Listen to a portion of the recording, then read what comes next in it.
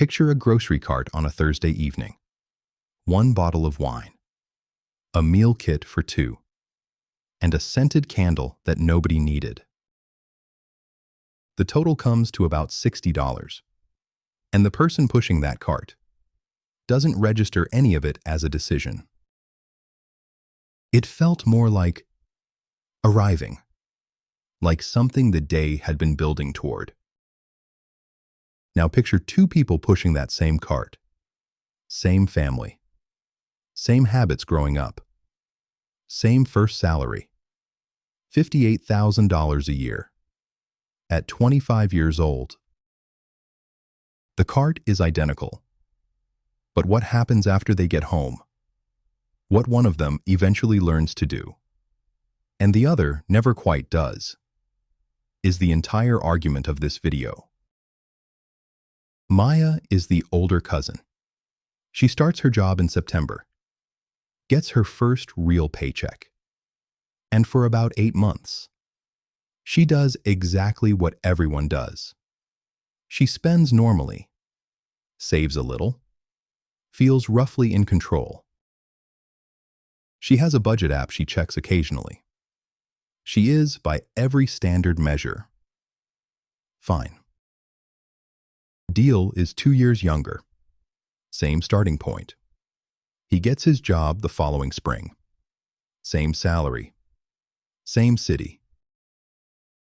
He's careful, not reckless, not living large. He meal preps. He has a Roth IRA he means to contribute to. He is, by every standard measure, also fine. And then, somewhere in month 9, Maya notices something. She's looking at her bank statements, and she sees a pattern, not in the amounts, but in the timing. The purchases she can't quite account for. The ones that make her think, wait, when did I buy that? They're not random. They cluster. Tuesday afternoons, Thursday evenings, end of the month. She pulls up her work calendar alongside the statement, and she just looks at both of them for a while. Deal doesn't look. Not yet. Around the same time, he's standing at a self-checkout, watching his total climb higher than he expected. He thinks, I really need to sort out a budget. He opens a budgeting app on the walk to his car, sets a reminder, closes it. By the time he gets home, the thought is gone, replaced by whatever the evening needs from him next. That's not laziness. That's the loop running exactly as designed. He just doesn't have a name for it yet. Here is where we name what Maya found, because it has a shape. Research consistently shows that financial stress affects a large majority of Americans. The APA's Stress in America surveys routinely find money among the top stressors for roughly 2/3 to 3/4 of adults. And consumer psychology research has documented what happens next. Unplanned purchases frequently serve an emotional regulation function, not budgeting failure, not ignorance about compound interest. Emotional regulation. The purchase is not the problem. The feeling driving the purchase is. And here is the uncomfortable part. Deal isn't making bad decisions. He's making completely rational ones. The brain isn't broken. It's doing exactly what it was designed to do. Research by Adelaide and Meloy, published in 2011, found that unplanned purchases made during negative emotional states can temporarily improve mood. People sometimes shop strategically to lift themselves out of a difficult feeling.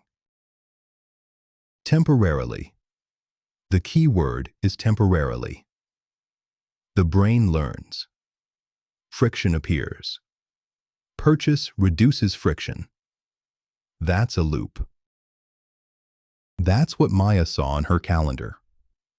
A stress event, followed reliably by a small transaction. That felt like exhaling. Behavioral economists call this present bias, the pull toward what feels necessary right now, versus what you'd actually choose for your future self. If you could see both options side by side, the relief is real. The cost is deferred. And deferred costs are easy to ignore until they aren't. Call it the emotional spend loop. It isn't a flaw in your character. It's a learned response to a real feeling. And it works for about 40 minutes. Then the feeling comes back. The purchase stays. And the loop runs again next Tuesday. Maya names the loop. That's all she does at first. She doesn't cut her spending in half. She doesn't start a new budget. She just writes down, I spend when I'm depleted, not when I'm happy. Deal doesn't name it. Not because he's less observant, because no one told him it was something worth naming. Here's what I want to be precise about. This is not a willpower story. Decision fatigue is real. Research consistently shows that the quality of our choices tends to decline as we face more decisions across a hard day or week, particularly under stress. The specific mechanism is still debated in psychology, but the behavioral pattern, spending more impulsively later in a difficult week, is well documented. The same week that makes you most likely to emotionally spend is also the week your capacity to interrupt it is lowest. The system isn't designed against you on purpose, but it isn't designed for you either.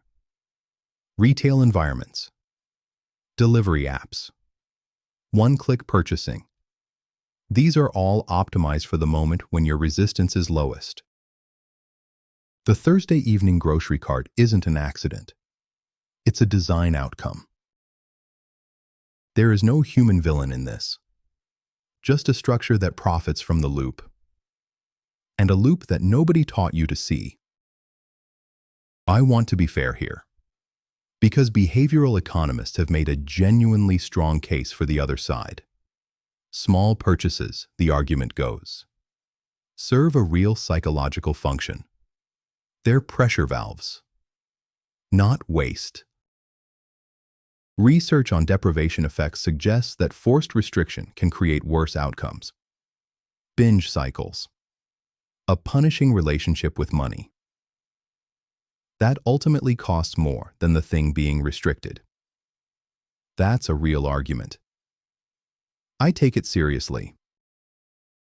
But that framework describes a managed system, someone who knows the valve exists and chooses when to open it.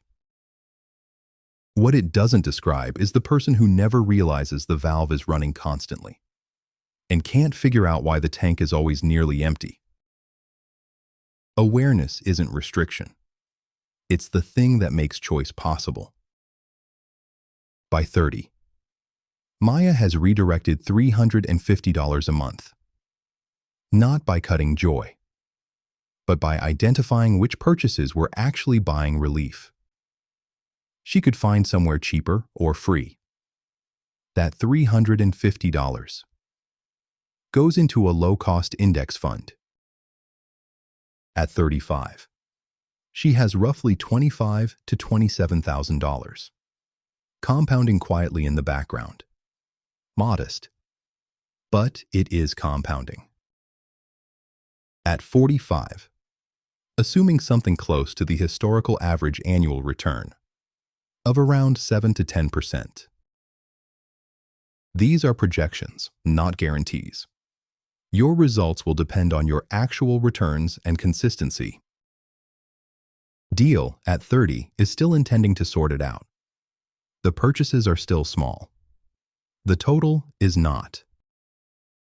Same family, same starting salary, same city. By the time the gap becomes visible to Dele, 2 decades of compounding have already widened it significantly, and closing it entirely would require substantially higher contributions going forward. At 45, Dell isn't broke. He's fine.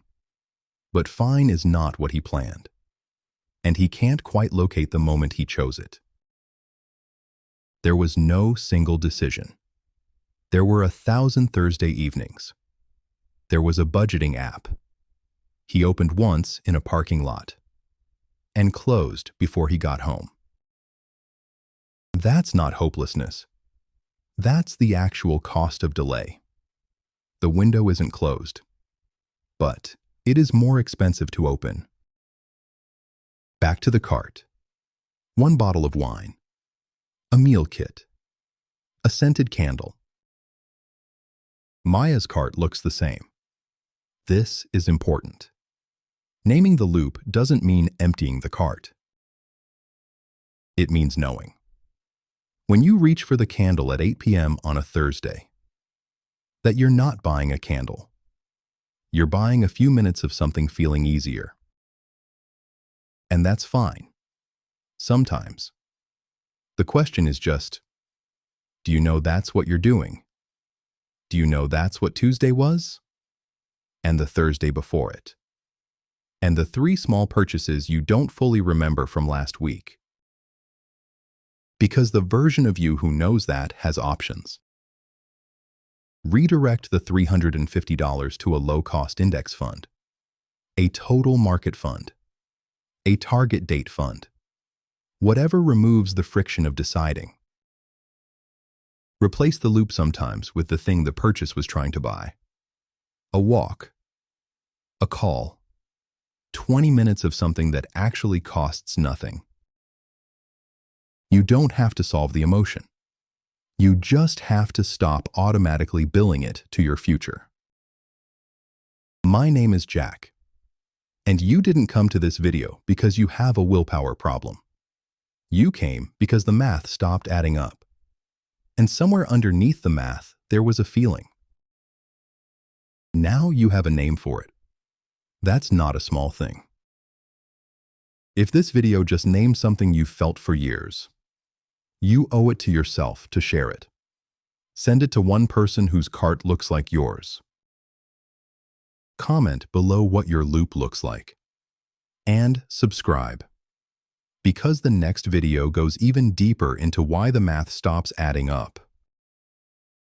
These figures are illustrative projections based on assumed rates of return that are not guaranteed. Actual investment results will vary. Past market performance does not guarantee future results. Investing involves risk, including possible loss of principal. This is educational content, not personalized investment advice. Consult a qualified financial professional before making investment decisions.